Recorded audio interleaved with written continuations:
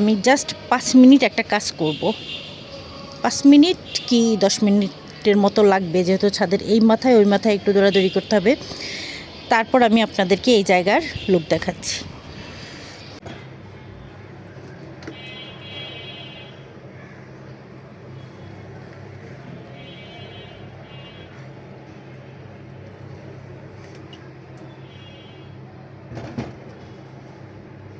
এগুলো হচ্ছে জালি কুমড়া কুচানো, আর ডাল, টমেটো, পেঁয়াজ, রসুন, কাঁচামরিচ দিয়ে দিলাম, হলুদও দিয়ে দিয়েছি, পরিমাণ মতো তেল দিয়ে এখন এটাকে চুলায় দেব। পানি দিয়ে দিচ্ছি, সেদ্ধ হওয়ার জন্য পরিমাণ মতো পানি দিলাম। এবার রেখে দিব, বলক এলে চুলাটা কমিয়ে দিতে হবে। তো এই যে হয়ে গিয়েছে রুটি দিয়ে খাওয়ার জন্য জালি কুমড়া দিয়ে মসুরের ডাল দিয়ে ভুনা। এটা হচ্ছে সকালের নাস্তার জন্য করেছি। এখন কিছু রুটি ভেজে নিব আর ডিম ভেজে নিব।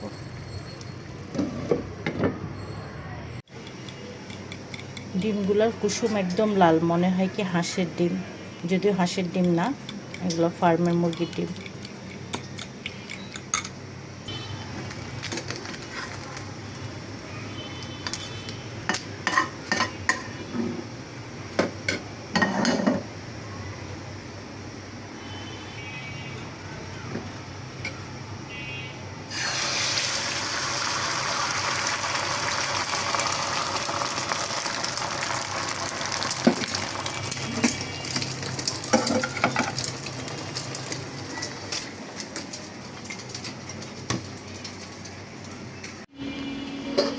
অনেকগুলো বাজার নিয়ে আসা হয়েছে, তো এগুলো এখন একে একে খুলবো। আর আজকে রান্নাবান্নার ব্যবস্থা করা লাগবে, দেখতে হবে এক একগুলোর ভিতরে কী আছে।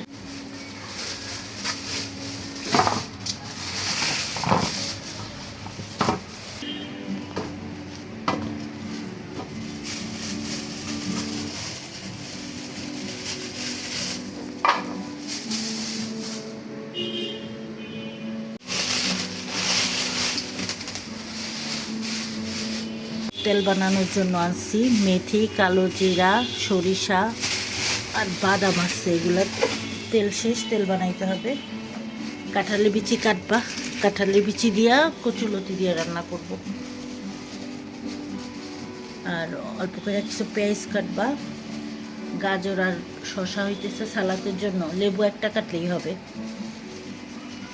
আর মুরগিগুলা কাটবা, কাইটা ধুয়া ধুয়া যাবা মুরগিগুলা।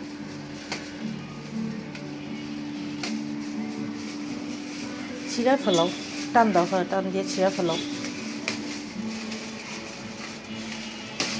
এই ছিঁড়া পলিথিনটা ওইখানে দিয়ে দিও, আর হচ্ছে এখানে কয়টা রাখো আর কি কাটার জন্য। কাঁচামরিচ এগুলা কাইটো, ওগুলা থাক, এগুলা আগের তো বুঝে গেছে। পেঁয়াজ মনে হয় আর লাগবে না, কমলা মাছ পেঁয়াজ থাক, আর লাগবে না। এখানে যেগুলো আছে এগুলো দিয়েই হয়ে যাবে। কি আছে এই ভালোই, নষ্ট হয় না, আগে রাখলে নষ্ট হয়ে যাবে। এখান থেকে কিছু গোল গোল করে কাটবা সালাদের জন্য অল্প করে, আর বাকিগুলো মাঝখান দিয়ে ফাটবা। কচুরলতিতে লাগবে, ডালে লাগবে, আর এগুলা রাইখা দিয়ে ফিরিয়েছে। আচ্ছা, শসা তো তুমি এতগুলা কাটবা না, তাই না? একটা ভালো পলিথিনের ভিতর ওইটার ভিতরে শসা কিছু ভরো, নাও এইখানে রাখো। একটা গাজর রাইখা দাও, হ্যাঁ, আরেকটা রাখো শসা। এগুলো আমি ফ্রিজে রেখে দিচ্ছি। এই নাও, এই আলু এগুলা মাংসের জন্য, আর টমেটো কাটবা সালাদের জন্য।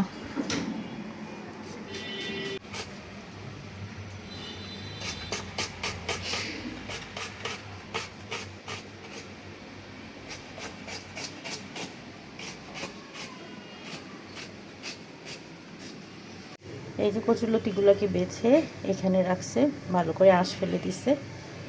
আর এই যে কাঁঠালের বিচিগুলোকে কেটে এরকম কয় টুকরা করছে, লম্বা লম্বা 4 পিস করছে। আর এখানে হচ্ছে কচুলতিতে দেওয়ার জন্য আর ডালে বাগার দেওয়ার জন্য বেশি করে রসুন কুচা করা হয়েছে, পেঁয়াজ, কাঁচামরিচ, সালাদ, উপরে হচ্ছে টমেটো, গাজর, ভিতরে শসা। যদি উপরে দেখলে মনে হচ্ছে শুধুই গাজর আর টমেটো কাটা হয়েছে, কিন্তু শসার পরিমাণই বেশি। সালাদ, আর এগুলো গতকালকের রুই মাছ ঝোল, কমলার মা নিয়ে যাবে। আলুগুলোকে কেটে আমি একবার ধুয়ে নিয়েছি, এখন একটু পানি দিয়ে রাখলাম যেন লাল না হয়ে যায়, বেশি করে পানি দিয়ে রাখলাম। আর আলু কাটা হয়েছে মুরগি দিয়ে রান্না করার জন্য। তো এতগুলো মাংস তো আসলে রান্না করব না, সব পরিষ্কার করে ফেলবো। পরিষ্কার করে অর্ধেক রান্না করব আজকে, অর্ধেক রেখে দিব। তো মুরগি পরিষ্কার করার আজকে আসলে কমলার মা সময় পায় নাই, কারণ কচুলতি কাটা একটু ঝামেলা, এগুলো আমি পরিষ্কার করে নিব। আর এইখানে যে ডাল সেদ্ধ দিয়ে দিয়েছি, অল্প পানিতে ডালগুলো সেদ্ধ হলে তারপরে বেশি পানি দিয়ে বাগার দিব। ডাল সেদ্ধ করার সময় শুধুমাত্র কাঁচামরিচ আর হলুদ আর একটু লবণ দেওয়া হয়েছে। লবণ দিলে ডালটা ভালো সেদ্ধ হয়, মানে তাড়াতাড়ি সেদ্ধ হয়। মশলা ভালোভাবে কষিয়ে কাঁঠালের বিচি দিয়ে দিলাম। কাঁঠালের বিচি আর কচুলতি আমি একত্রেই দিয়ে দিয়েছি, সমস্যা নাই, সুন্দর সেদ্ধ হয়ে যাবে ঢেকে রেখে দিলেই।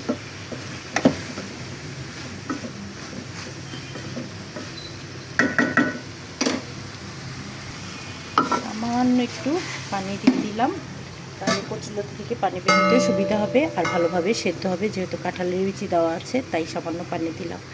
এবার ঢেকে রেখে দিই। মুরগির মাংসটা রান্না করা শেষ, আর একটু হবে।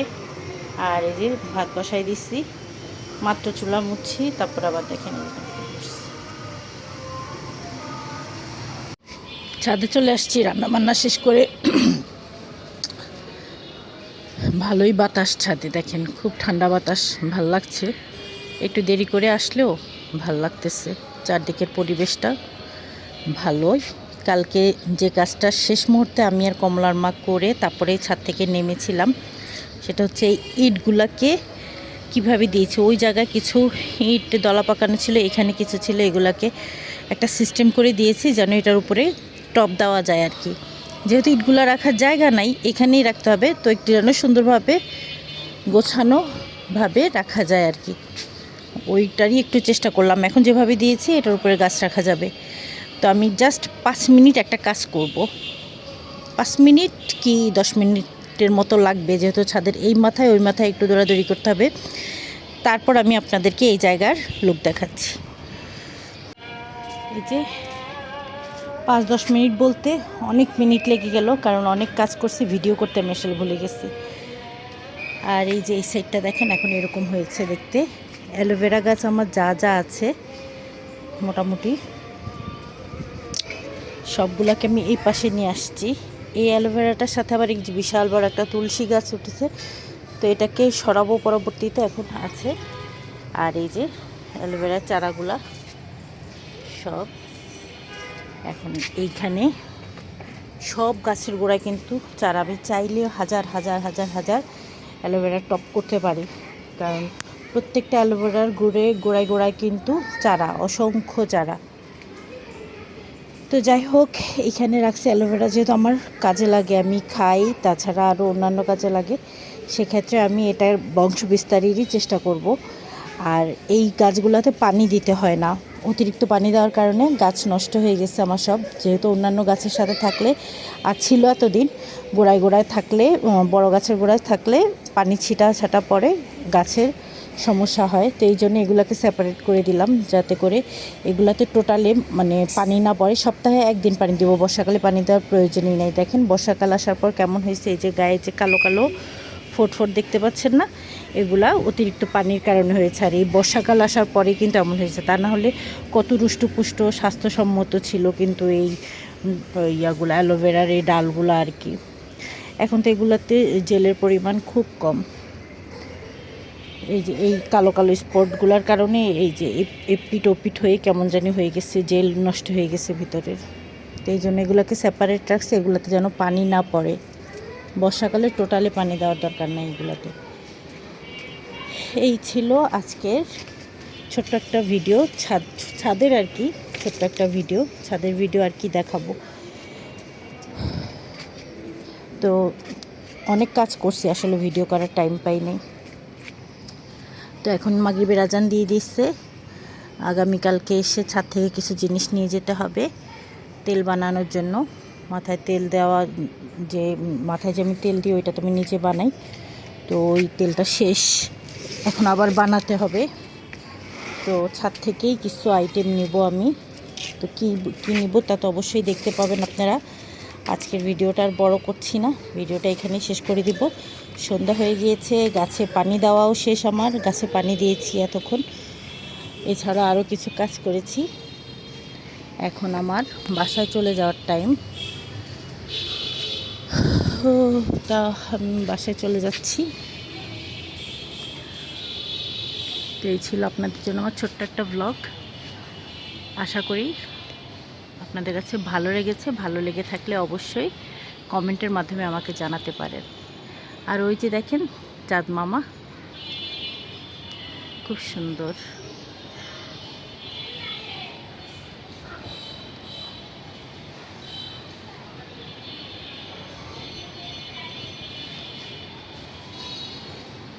চারদিক অন্ধকার, আমি লাইট বন্ধ করে দেখাই চারদিক কেমন ঘুটঘুটে অন্ধকার হয়ে গেছে। এই যে অবশ্য আমার ছাদে অন্ধকার হয় না, কারণ হচ্ছে আশেপাশে সবার লাইট জ্বলে, দেখেন আশেপাশে সবার লাইট জ্বলে, যার কারণে ছাদ অন্ধকার হয় না। তারপরে ন্যাচারাল যে অন্ধকার সেরকম তো অন্ধকার হয়েছেই। ঠিক আছে, তো সবাই ভালো থাকবেন। আল্লাহ হাফেজ।